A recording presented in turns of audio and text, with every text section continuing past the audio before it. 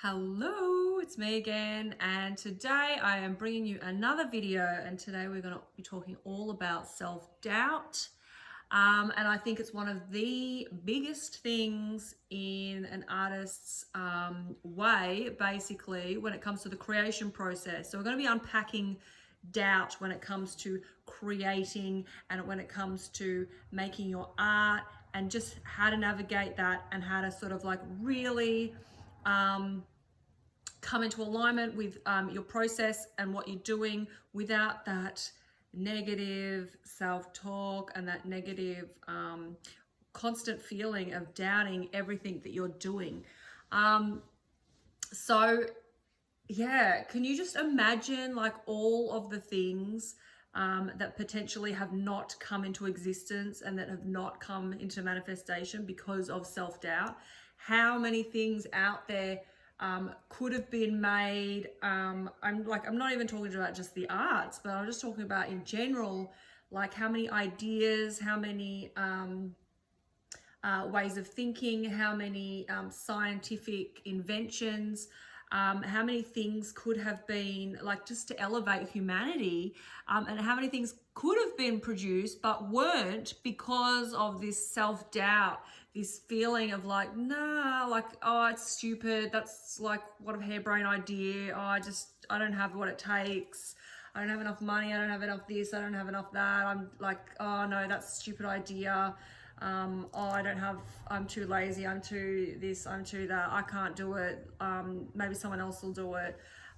All of this doubt that stops magical things coming into reality. And I want to try and stop that, especially like today. I really want to talk about the creation process, like as we're creating art. Why it's to be fully like super aware, hyper aware of this doubt, and these feelings of doubt that come up, and how and to circumvent that, and how to also try and understand that, and why your mental like chatter keeps going there to kind of like build like these walls, like the go nah, nah, nah. So let's unpack that. So doubt in terms of art, in terms of creation process, of course, this could be broadened out to many other things, but let's just focus here because most of the people that watch me are artists or people who are interested in the creating process. So self-doubt really comes from the idea of not being able to trust yourself. So this doubting that you can't do something, and that you're doubting what you are about to create, or what you're about to do, like it's not going to be good enough, or you have a certain expectation of what something is going to look like, and you're doubting the fact that you can achieve that. It's also can be linked to a sense of failure. So your expectations not being met. So you perceiving that what you're doing will somehow fail before you even begin. But encompassing all of that, like the failure aspects, or expectations, or not reaching expectations, all of that, like it's under the umbrella of not being able to fully trust yourself in the moment.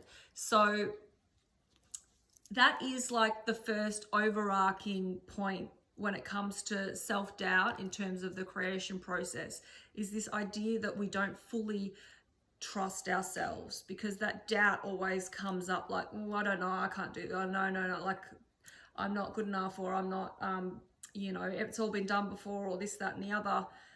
All of these doubt is just like underneath that idea of a lack of trust.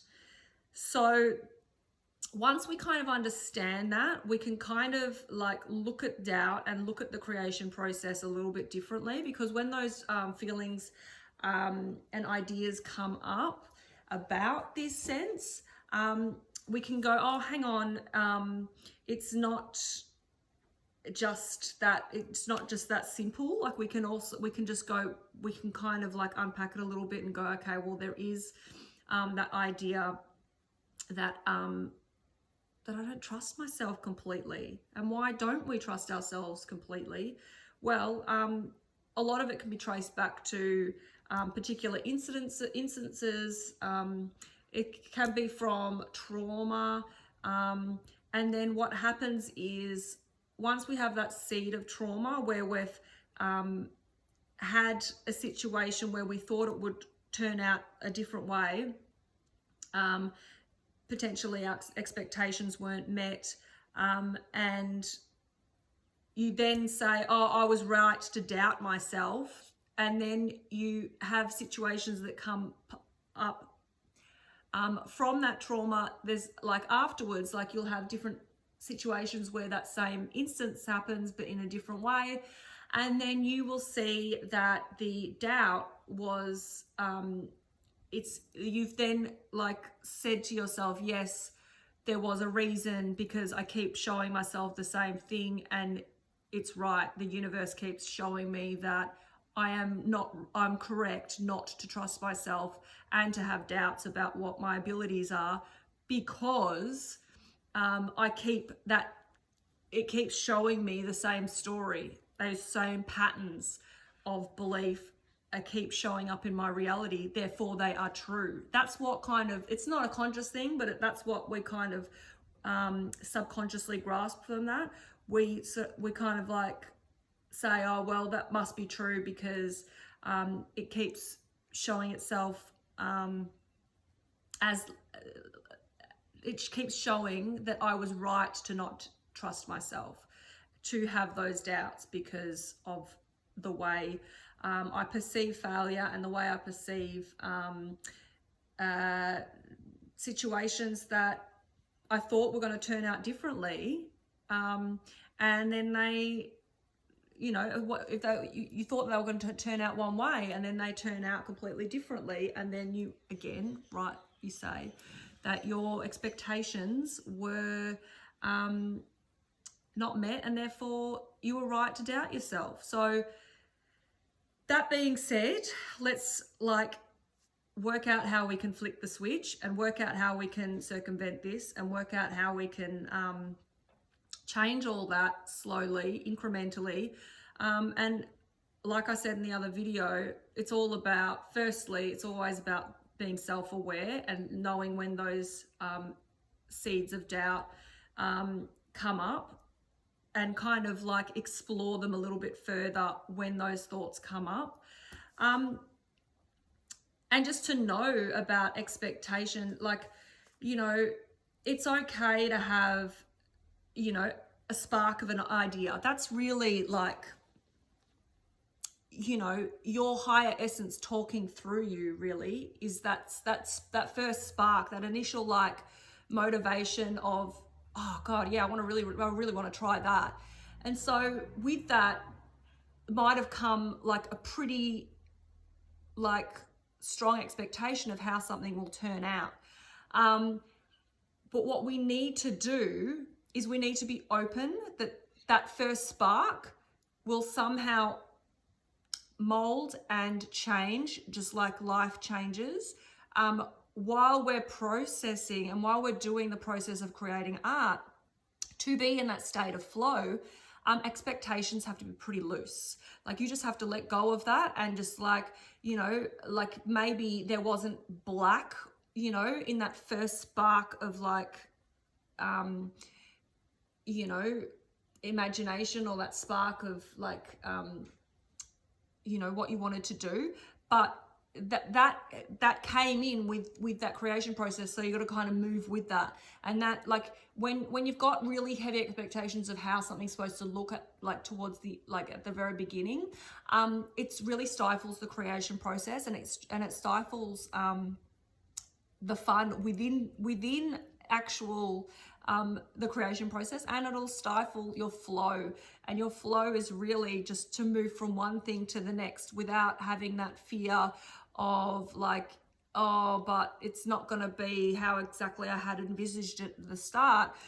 So therefore it's a failure. So yeah, so those things like expectation has to be gone, and that fear of failure. Well, you know, when we're talking about failure, failure is one of the best, well, perceived failure is one of the best ways to learn more about yourself, and also learn what you like best, what you prefer, which is how you're going to find your your style and your identity as an artist, and who you are, is to work out what you prefer. So failure is the perfect testing ground. So when you fail at something, it's just like, well, that's not kind of where I wanted to go. So you know, you learn from that and you shift to something that you prefer. So failure is really a state, like, just, it's kind of like, you know, it's what you get out of failure that can be the perfect, it can be really resourceful and really helpful in terms of finding who you are.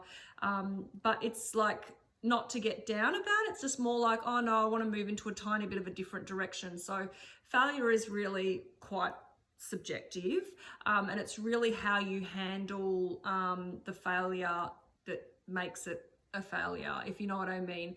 You need to just look at it in a different way, and then all of a sudden failure is an opportunity to change, and that's wonderful, and it's not a negative thing.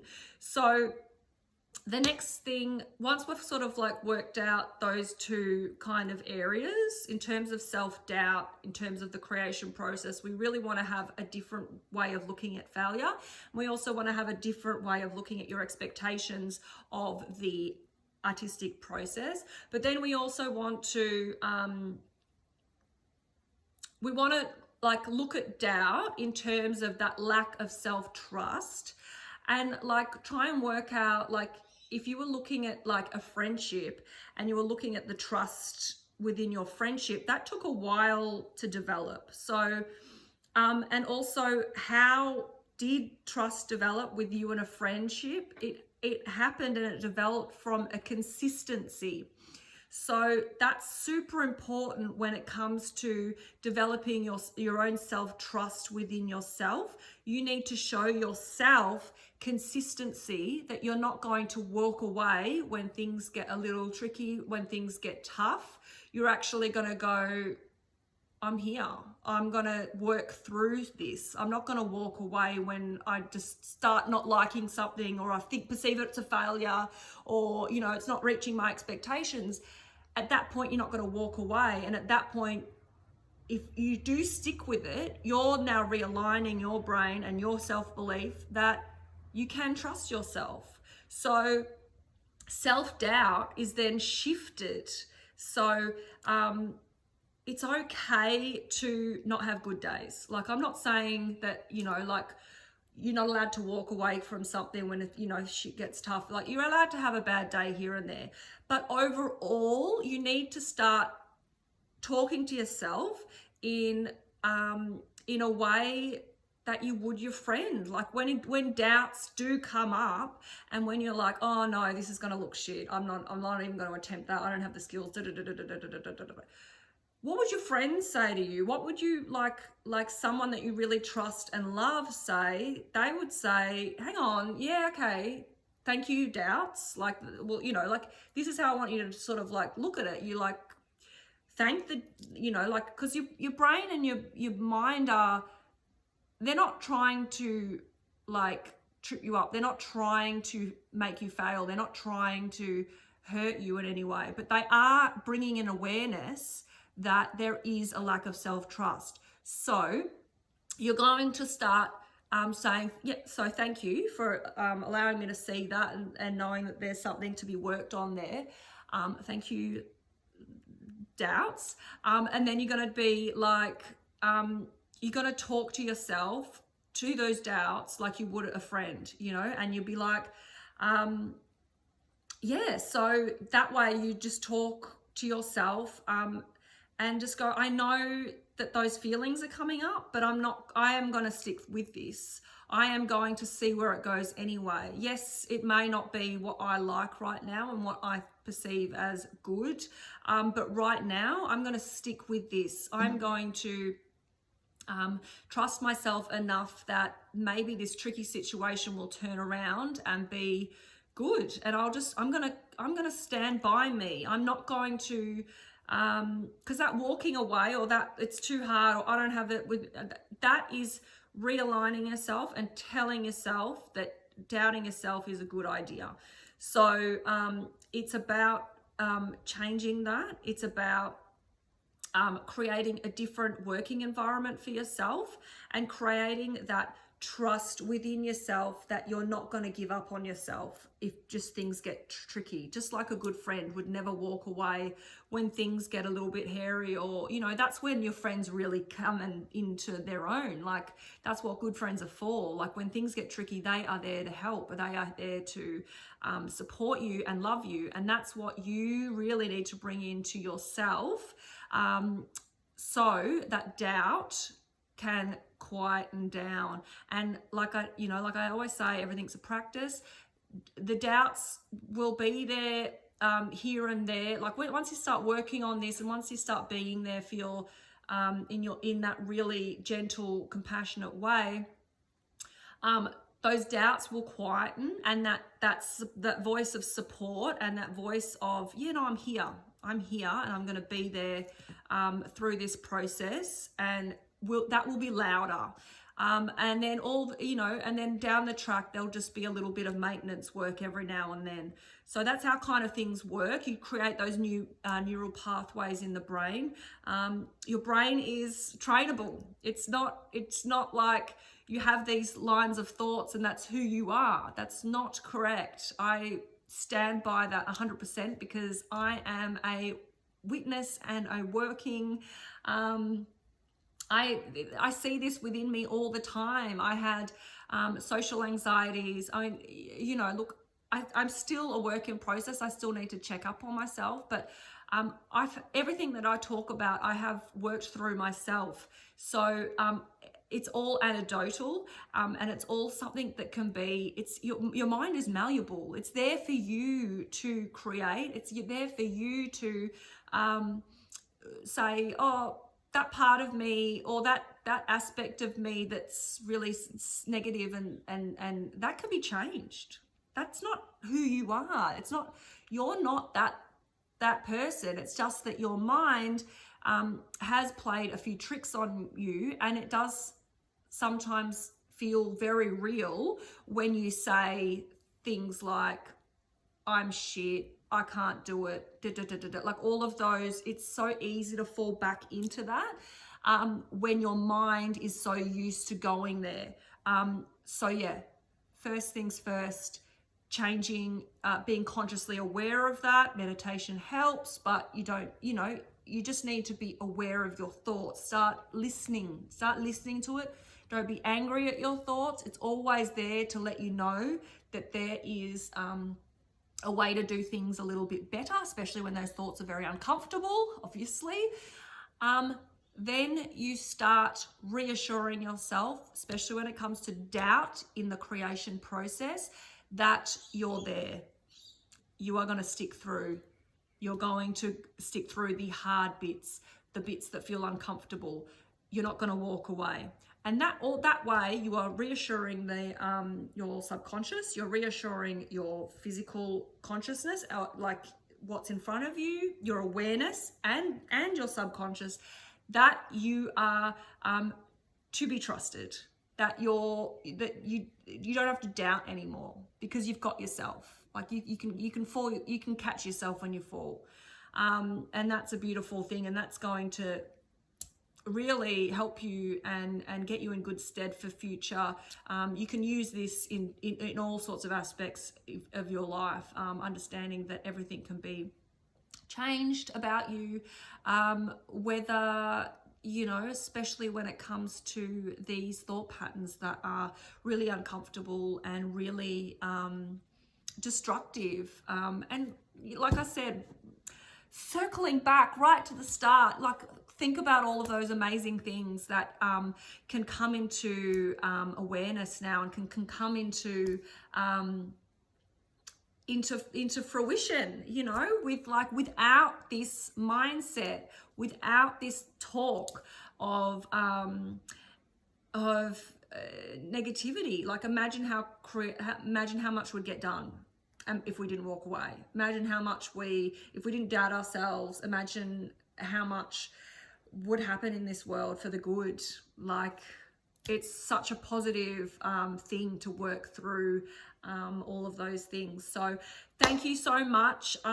This has been a really impromptu, even well, not really impromptu. I didn't think I was going to do it today. I have been in lockdown in a house sitting down the coast by myself in a very, very plush little place. I feel very, very grateful and extremely lucky to be here. I'm by myself, and it's just been a glorious little time to be to find some stillness within all the craziness. So it's been a great time to reflect in this Mercury retrograde craziness. And yeah, I'm just really hopeful that this reaches some people, and that it sort of permeates a little bit and makes people think, and makes people like opens themselves up to a new line of thinking, and a more positive way of approaching their creative process. That's all I can hope for. Until next time, do whatever you need to do to get back to you, and I'll see you next time. Did I say that? Probably.